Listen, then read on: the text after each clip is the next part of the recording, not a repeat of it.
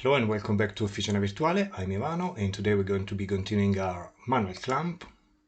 Let's click on mechanical design and part design and let's rename this part. We can say clamp base spacer.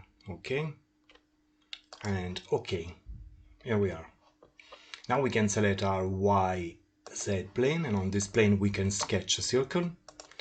We want coincidence between the origin and our center point, and we can fix this distance, let's say 8 millimeters.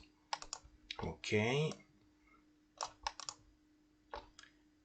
Now we can extrude this using our pad command here, and let's say as length 12.6 with mirror extent, and let's click on OK. Okay. Now we can select our YZ plane and we can sketch our second circle on this plane. Let's fix this diameter, let's say 20 millimeters. And we want concentricity between this and this. And OK. Now we can click on Exit Workbench and we can extrude this, let's say 10 millimeters with mirror extent. 10. Yes, 10 millimeters. Okay. Now we can select our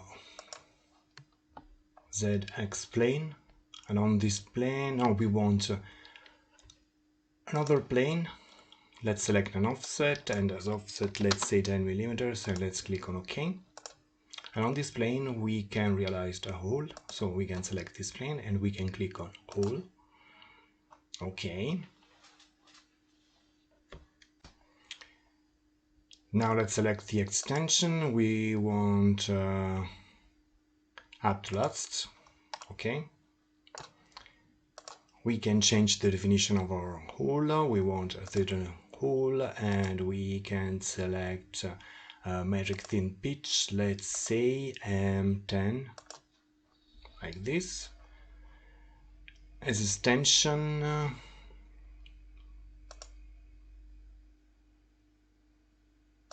bottom time, we don't have a bottom, okay. And as extension, we can say 20, preview, yes, and we can click on OK. And as always, we can hide these two different planes, and we can select even this plane with Control and hide and show. We can add a material, so we can select as always painting. We want the color that in with a blue, oil blue, dark blue, china blue, and let's select our clamp base spacer and apply material, and let's click on OK. Now we can save our file, save as, and let's save our file. Okay, and here we are. As always, if you like this content, please consider to subscribe, share and so on. See you soon.